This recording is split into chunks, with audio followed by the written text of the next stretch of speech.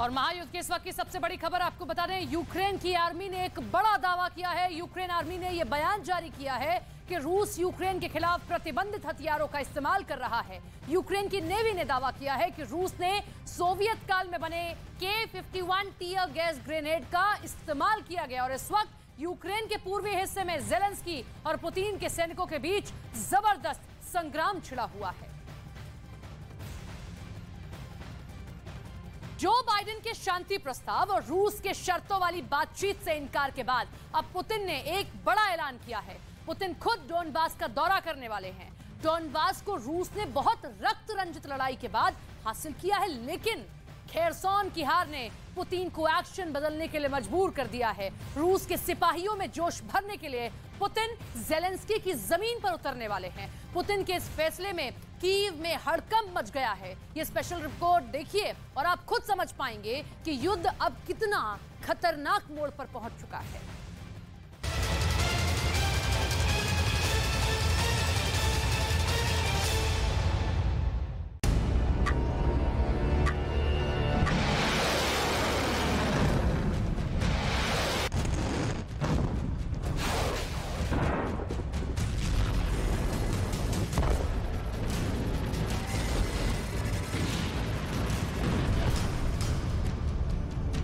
जंग के मोर्चे पर जाएंगे पुतिन। पुतिन का विमान ज़ेलेंस्की की जमीन पर उतरेगा। पुतिन डॉनबास का करेंगे दौरा। महायुद्ध में कुछ बड़ा होने वाला है।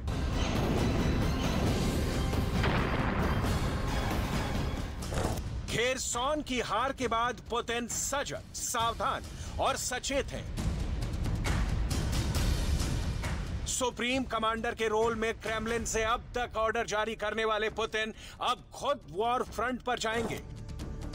पुतिन की सिक्योरिटी पूरी दुनिया में सबसे सख्त मानी जाती है। ऐसे में पुतिन का ये डॉनबास जाने का निर्णय चौंकाता है। खुफिया रिपोर्ट मिलने के बाद रूस के राष्ट्रपति व्लादिमीर पुतिन G20 में भी नहीं पहुंचे थे और अब खबर आ रही है कि पुतिन डॉनबास जाएंगे। सवाल है कि इसकी जरूरत क्यों पड़ी? पुतिन को ज़ेलेंस्की के देश का दौरा करने की तारीख क्यों फिक्स करनी पड़ी?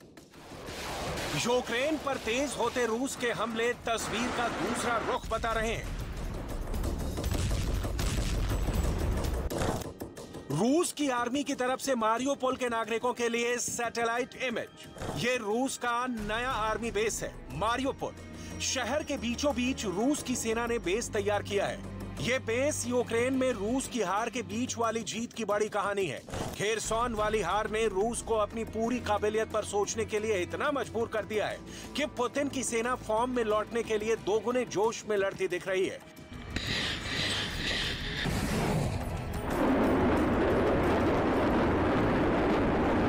सर्दी के सितम के बीच ये लड़ाई सैनिकों के सामने एक साथ दो काल देखने जैसा है। इस बीच अमेरिका के एक इंटेलिजेंस एक्सपर्ट ने दावा किया कि अब यूक्रेन रूस की जंग की रफ्तार मंद पड़ने वाली है, स्लो होने वाली है, क्योंकि विंटर कीव और क्रेमलिन के ऑर्डर से नहीं कटने वाला। सेना सर्दियों के बीच ठहरना चाहेगी। अमेरिका के national intelligence director Avril Haines ने दावा किया है कि युद्ध दिन ब दिन अब स्लो होता जाएगा। इस दावे का इम्तिहान रूस और यूक्रेन में अब की बार पड़ने वाली ठंड ही लेगी, जब पारा 30 से 40 माइनस डिग्री तक पहुंचता है। आदमी का दिमाग सुन्न कर देने वाली ये सर्दी इतिहास में अपने क्रूर असर के लिए कुख्यात रही है और अब की बार इसी सर्दी से पाला पड़ा है रूस की सेना का। पुतिन के डॉनबास दौरे की पूरी डिटेल आनी अभी बाकी है, लेकिन पुतिन जिस परिस्थिति में डॉनबास की ओर रुख कर रहे हैं वो बताता है कि पुतिन के पास भी वक्त बहुत कम है। युद्ध का लंबा खींचना उन्हें सिर्फ युद्ध फ्रंट पर ही नुकसान नहीं पहुंचा रहा, बल्कि घरेलू फ्रंट पर भी इसके कारण असर पड़ रहा है।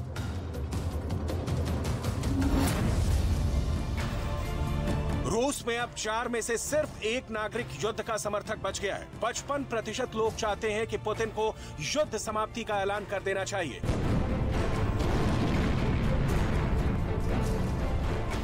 अब आते हैं उस घटनाक्रम पर जिसने कम से कम कुछ दिनों के लिए युद्ध की दिशा तय कर दी है।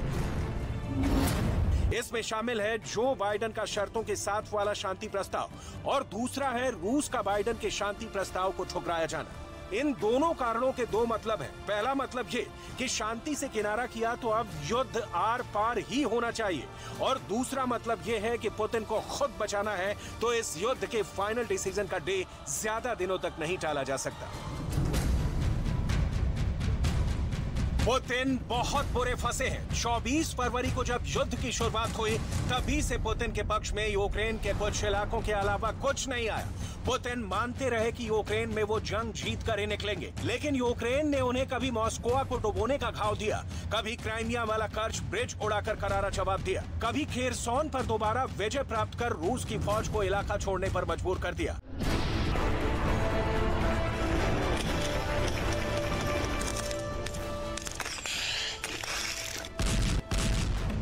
और अब तो आलम यह है कि ज़ेलेंस्की ने अब तक रूस के जीते हुए करीब 50% इलाके पर कब्जा कर लिया है। ज़ेलेंस्की का मैसेज क्लियर एंड लाउड है, वो पुतिन के सामने सरेंडर नहीं करेंगे। इस हालात में भी पुतिन के पास विकल्प एक ही अब बच जाता है, यूक्रेन पर अब हमलों की रफ्तार इतनी तेज करें कि बारूद से बने यूक्रेन के काले आसमान की तरह यूक्रेन की जमीन भी धुआं धुआं हो जाए।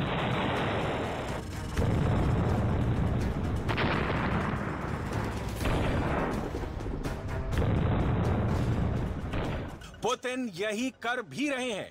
रूस की ओर से यूक्रेन पर हमले की रफ्तार 3 गुनी हो गई है, लेकिन सवाल उठता है कि पुतिन डॉनबास ही क्यों जाना पसंद करेंगे, खार्किव क्यों नहीं। इसे समझने के लिए आपको रूस यूक्रेन युद्ध की सबसे ताजा तस्वीरों को समझना बहुत जरूरी है, क्योंकि खेरसोन में रूस की सेना की हार ने अब जंग में बहुत कुछ बदल दिया है। नीपर नदी के दोनों किनारों पर इस वक्त दुनिया की सबसे भीषण लड़ाई लड़ी जा रही है। इस भीषण लड़ाई का नतीजा यूक्रेन के पक्ष में जाता दिख रहा है, लिहाजा यहां इस नीपर नदी और उसके आर्मी इंपैक्ट को समझना बहुत जरूरी है। यूक्रेन की पूर्वी दिशा में बहने वाली नीपर नदी ही वो रेखा है जो चेरनीहिव, सुमी, खार्किव, लोहांस्क, डोनेस्क, मारियोपोल और खेरसोन को यूक्रेन से अलग करती है। इसी क्षेत्र को रूस डॉनबास रीजन बताता है, जिसे मिन्स्क समझौते के तहत स्वायत्तता देने पर सहमति बनी थी। लेकिन 2014 से लेकर अब तक डॉनबास रीजन के किसी भी राज्य को यूक्रेन की तरफ से स्वायत्तता नहीं मिली। नतीजा है कि जैसे जैसे यूक्रेन की सरकार यूरोप और अमेरिका की तरफ आकर्षित हुई, वैसे वैसे रूस का विश्वास बढ़ने लगा।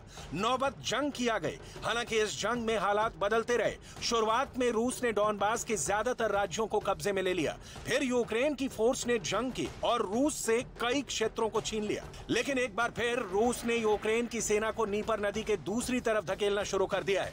पुतिन ने प्लान तैयार कर लिया है। Operation Dnieper, river via Belarus. अब प्रेसिडेंट पुतिन सिर्फ नीपर नदी के पूर्वी हिस्से पर रशियन कब्जा नहीं चाहते, बल्कि रूस के टारगेट पर है पूरा यूक्रेन और यूक्रेन में होने वाले हर एक्शन का ब्रेन कीव, जिस पर अटैक के लिए यूक्रेन की उत्तरी सीमा यानी बेलारूस की जमीन का इस्तेमाल होगा। यूक्रेन का डॉनबास कितना अहम है इसे आप समझ चुके हैं, तो इसकी डिटेल भी समझनी होगी कि बेलारूस पुतिन के लिए क्या कर रहा है। बेलारूस के राष्ट्रपति अलेक्जेंडर लुकाशेंको ने ज़ेलेंस्की के लिए एक बहुत ही बड़ा बयान दिया है। यह बयान आप भी सुनिए। बेलारूस के राष्ट्रपति का कहना है कि रूस और बेलारूस बातचीत के लिए तैयार है, लेकिन यूक्रेन बातचीत को लेकर बिल्कुल उत्सुक नहीं दिख रहा है। ये बेलारूस है जहां तैनात रूस की मिसाइलों के टारगेट पर सीधा यूक्रेन की राजधानी कीव है। ज़ेलेंस्की का बंकर है। बेलारूस युद्ध में पुतिन का सबसे ज्यादा साथ दे रहा है। यूक्रेन की सीमा से सटे होने के कारण बेलारूस पुतिन के लिए जंग में संजीवनी बना हुआ है। और अब वो बेलारूस कह रहा है कि पुतिन तैयार, हम तैयार। बाइडेन ने दिया प्रस्ताव, लेकिन ज़ेलेंस्की मानने के लिए तैयार नहीं है। अभी 3 दिनों पहले ही बाइडेन ने इस शर्त के साथ पुतिन के साथ बातचीत पर हामी भरी थी कि पुतिन पहले यूक्रेन छोड़ दें। दिमित्री पेस्कोव, जो रूस के प्रवक्ता हैं, उन्होंने जो कहा वो बिल्कुल क्लियर था कि जंग जारी रहेगी। मतलब उन्हें शर्तों पर बात बिल्कुल पसंद नहीं। यूक्रेन अभी विक्ट्री मोड में है। अमेरिका पुतिन की हार का ढिंढोरा पीटकर इस वक्त का फायदा उठाना चाहता है, जो रूस कभी नहीं होने देगा। परिणाम यह है कि खेरसोन से लेकर खार्किव तक आग लगी है।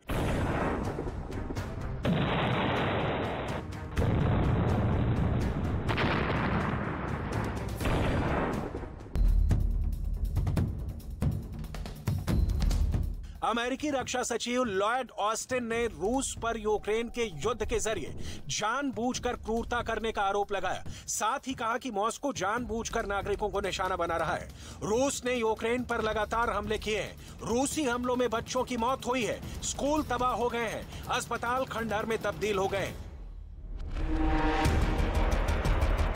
खेरसॉन की जनता तबाह हो चुकी है। रूस और यूक्रेन की फौज ने उसकी गत बना दी है। शहर से बिजली गायब है, पीने के पानी की कमी हो गई है। सेना की गोलीबारी से लोगों का कलेजा दहल रहा है।